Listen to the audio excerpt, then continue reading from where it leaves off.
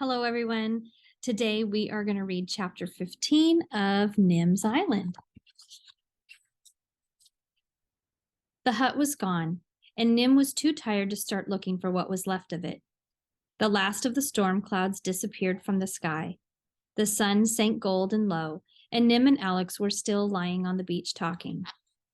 Selkie slipped back into the water to fish for her supper. Fred found some seaweed left on the beach by angry waves. Chica gave them a long look and dragged herself toward the water. Nim hugged her, as tight as you can hug a large green turtle. Goodbye till next year. Thank you for rescuing me, Alex said, and kissed the top of Chica's wrinkled head. Chica looked up at her and blinked. It was always hard to tell what Chica was thinking. We need to go to the emergency cave before the sun goes down, Nim said. She had a feeling Alex mightn't be very good at rock climbing in the dark. We can have an emergency can for dinner. And a coconut from the raft. I wonder where the other raft went, said Nim. But she was wondering even more where Jack was. The other raft had been tossed out of Keyhole Cove when the sea went crazy, but it had bounced clear of the swirling reef waters and been caught by the monster waves raging out to the west, and grabbed by an exhausted man with a scar on his forehead and a 2-week-old beard. Alex wasn't any better at rock climbing than Nim had thought she'd be, but she loved the cave. Like Ali Baba's, she exclaimed.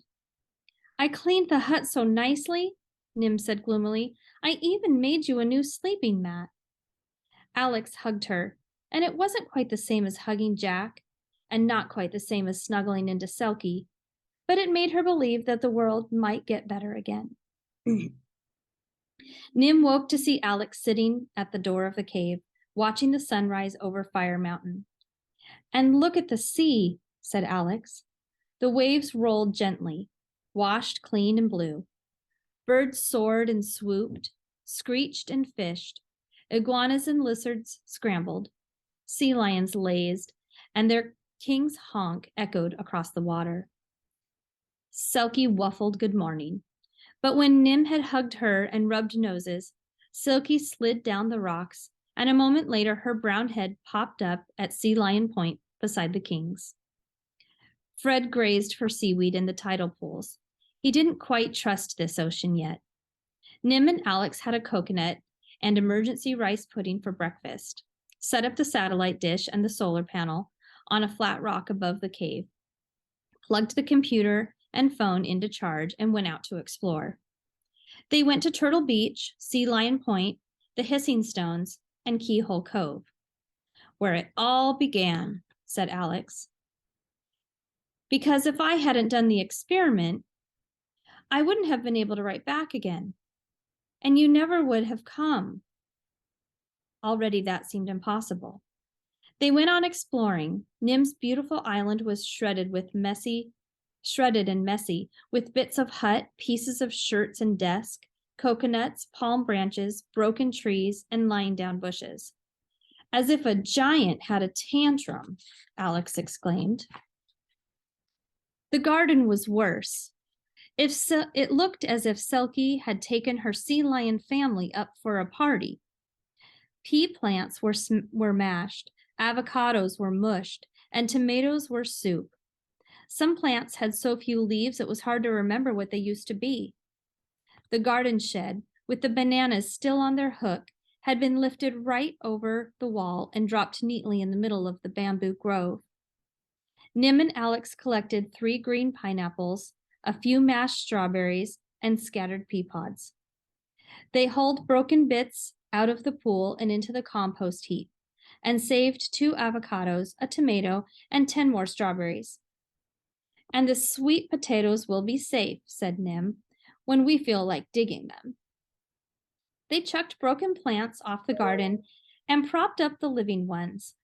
And when they were worn out, Nim taught Alex how to slide down the waterfall into the pool, and then Alex told her stories till they were ready to work again.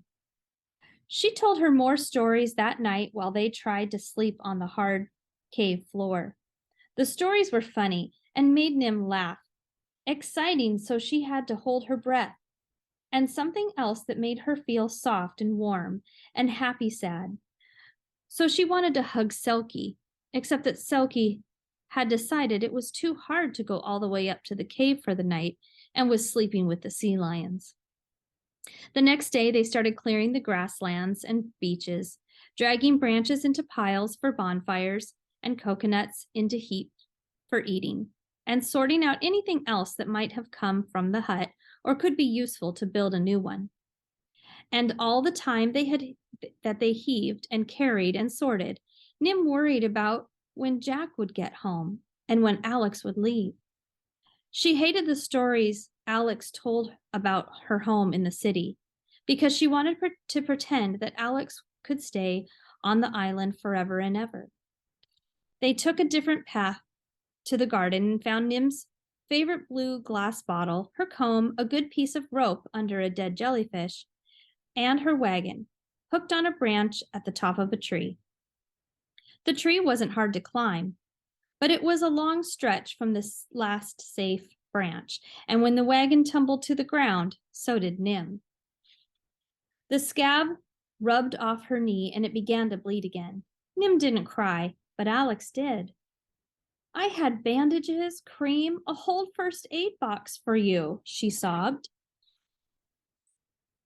But she helped Nim clean the sand out with fresh coconut juice. And then Fred hinted that they ought to eat the coconut now that they'd opened it.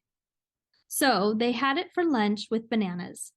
And since they were at the pool and had a comb, they washed their hair and combed out 2 days of tangles, which hurt more than the skinned knee. Alex looked so pretty, tugging the knots out of her long gold hair, and she was still so sad about Nim's knee.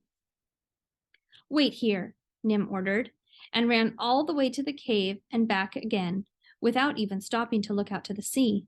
Close your eyes, she said, and dropped the coconut pearl into Alex's hands. I was going to give it to you if you went away, but it seems like you need it now. Oh, Nim, said Alex, I can't take this. I had it in front of my mother's picture, Nim said, but a picture can't really see, so I want you to have it. Alex got soggy again. If I could have a daughter, she said when she could talk, I'd want her to be exactly like you. Suddenly, the honking from the sea lions was too loud to hear anything else. Nim flew down the hill as Selkie led the whole herd into the water, splashing and barking at the strange shapes drifting in through the reef. And Jack staggered off the bag of coconuts and waded onto the sand. Then he and Nim did a wild, "What happened? You're okay?" laughing, hugging dance. But Jack went pale as he stared at where the hut used to be. The science stuff is safe, Nim said, but her father didn't seem to care as much as she thought he would. I'm never leaving you, Alona. And then he stopped and couldn't say anything more. Alex was coming down the hill. There's something I've got to tell you, said Nim. And that is the end of chapter 15. Stay tuned for chapter 16 and the end of the story.